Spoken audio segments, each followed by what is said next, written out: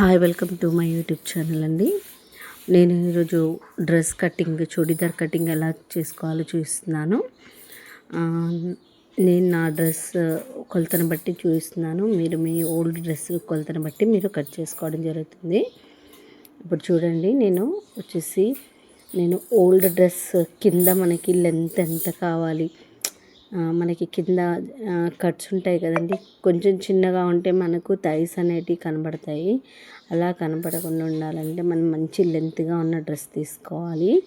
ఇలా 2 సైడ్స్గా ఫోల్డింగ్ చేసుకోవాలి. నేను చూపించిన దానికంటే కొంచెం నాకు ఎక్కువగా కావాల్సి వచ్చింది కాబట్టి నేను ఇప్పుడు కొంచెం ఎక్స్ట్రా ఎక్కువగా తీసుకున్నాను.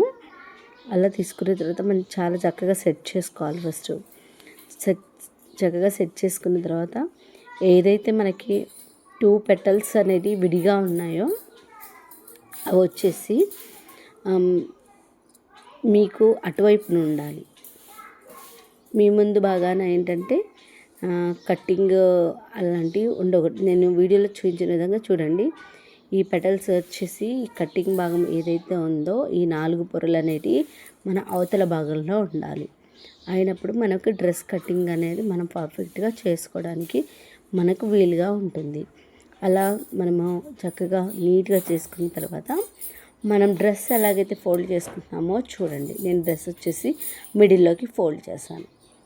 అలా మిడిల్లోకి ఫోల్డ్ చేసుకొని మనము ఏదైతే ఇప్పుడు మనము పెటల్స్గా వచ్చిందో, పెటల్స్ ఏ విధంగా విడి భాగాలు ఎట్టున్నాయి అటువైపు ఉన్నాయి కదా, సేమ్ డ్రెస్ కూడా అలాగే పరుచుకోవాలి. అలాగే వేసుకొని సేమ్ యాజ్ టీజ్గా మనము కట్ చేసుకోవడం జరుగుతుందన్నమాట. ఇప్పుడు ఇది వచ్చేసి నాకు డ్రెస్ లెంత్ చాలా ఎక్కువగా ఉంది కాబట్టి నేను కొంచెం లెంత్ తక్కువగా చేసుకుంటున్నాను. నాకు వచ్చేసి ఒక 1 ఇంచ్ ఎక్కువగా, ఒక 2 ఇంచెస్ వరకు ఎక్కువగా ఉంది డ్రెస్ కాబట్టి నేను లెంత్ తగ్గించుకుంటున్నాను. చూడండి, డ్రెస్ కంటే కొంచెం ఎక్కువగా ఒక 3-4 ఇంచెస్ ఎక్కువగా పెట్టుకోవాలి. ఎందుకంటే మనం స్టిచ్చింగ్ చేసేటప్పుడు ఇప్పుడు నేను పెట్టిన మార్కింగ్ ఎక్కడ అంటే మనకి కట్స్ ఎక్కడైతే వరకు కుట్టుకుంటామో అక్కడ వరకు అనమాట. ఆ విధంగా కొంచెం లోతులోంచి కొంచెం మనము నడుం భాగాన్ని తీసుకోవాలి. తీసేసుకున్న తర్వాత ఇది వచ్చేసి నేను పెట్టింది చంక భాగం అండి. ఇప్పుడు మనం చంక భాగం అనేది కట్ చేసుకోవాలి. నేను ఆల్రెడీ చంక భాగం యాజ్ టీజ్గా నా కొలతతో ఉన్న డ్రెస్కి నేను పెట్టేసుకున్నాను.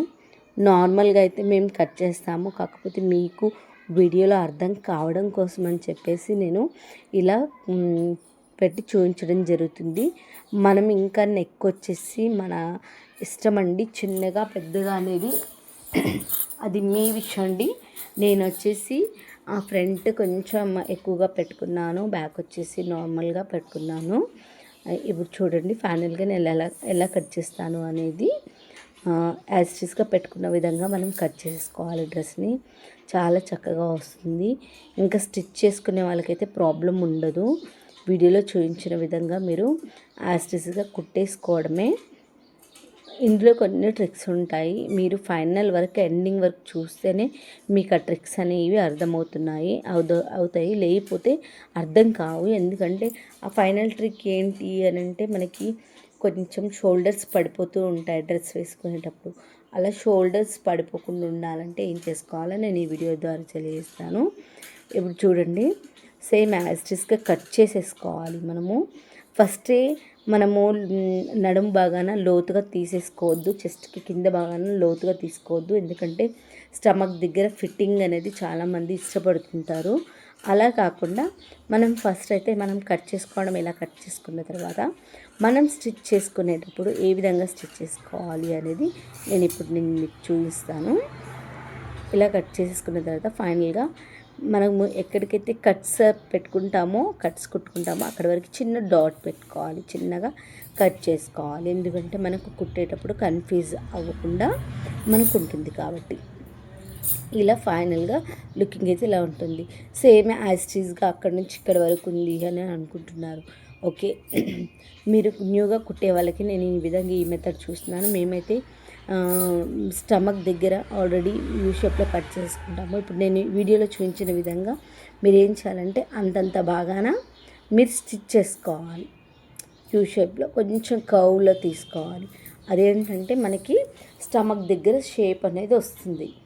అలా కుట్టేసుకోవాలి. అలా చేసేసుకున్న తర్వాత ఇక షోల్డర్ బాగానే కొంతమందికి షోల్డర్స్ పడిపోతూ ఉంటాయి, ఏం చేయాలో అర్థం అవ్వదు, ఊరికే పైకి జరుపుకుంటూ ఉంటారు. అలాంటప్పుడు మనం ఏం చేయాలంటే మన నెక్ ఎక్కడైతే ఉందో ఆ నెక్ బాగాన నేను ఇప్పుడు వీడియోలో చూపిస్తున్న విధంగా మీరు చూడండి, కొంచెం కింది భాగానికి కట్ చేసుకోవాలి. మనకు షోల్డర్ నుంచి కొంచెము నెక్ వరకు కింద భాగానికి కొంచెం ఎక్స్ట్రా కట్ చేసుకోవాలి, డౌన్లోగా కట్ చేసుకోవాలి. అలా కట్ చేసుకోవడం వల్ల ఏమవుతుందంటే ఫిట్టింగ్ అనేది కరెక్ట్గా సెట్టింగ్ అవుతుందన్నమాట. మనకి ఇంకా షోల్డర్స్ జారిపోవడము అట్లాంటివి ఏమీ జరగవు. అలా చేసుకున్న తర్వాత ఫైనల్గా నాకైతే ఫ్రంట్ నెక్ వచ్చేసి నాకు చాలా చిన్నగా అనిపించింది. మీరు ఫ్రంట్ నెక్ వచ్చేసి మీరు యాజ్ యువర్ విష్, మీరు ఎలా పెట్టుకుంటే అలా పెట్టుకోవచ్చు. నేనైతే కొంచెం ఎక్కువగానే పెట్టుకున్నాను. ఇది వచ్చేసి ఫ్రంట్ పార్ట్. సేమ్ నేను మళ్ళీ గీసిన దాని ప్రకారం మీరు బ్యాక్ కూడా కట్ చేసేసుకున్నారనుకో, బ్యాక్ పార్ట్ కూడా సేమ్ అయిపోతుంది. ఇది ఫ్రంట్ అండ్ బ్యాక్ పార్ట్ వచ్చేసి చిన్నగా ఉంది, ఫ్రంట్ పార్ట్ వచ్చేసి కొంచెం పెద్దగా పెట్టుకున్నాను. కొంచెం ఫ్లెక్సిబుల్గా ఉంటుందని చెప్పేసి, లేకపోతే మెడ దగ్గర వరకు వెళ్ళిపోతుంది. కాబట్టి మనకు కావాల్సిన విధంగా సేమ్ యాజ్ ఇదే సైజులో మీరు కూడా నెక్ బ్యాక్ సైడ్ పెట్టుకునే వాళ్ళు కూడా ఉంటారు, అలా కూడా పెట్టుకోవచ్చు. అది మీ ఇష్టం, మీ పైన డిపెండ్ అయ్యి ఉంటుంది. ఈ విధంగా ఫైనల్గా అయితే ఇలా అయిపోయింది. ఇలా అయిపోయిన తర్వాత మనకేంటి ఇప్పుడు హ్యాండ్స్ తీసుకోవాలి.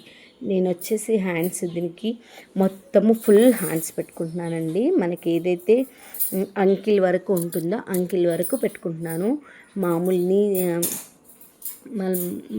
మోచేయి వరకు కాకుండా అంకిల్ వరకు పెట్టుకుంటున్నాను.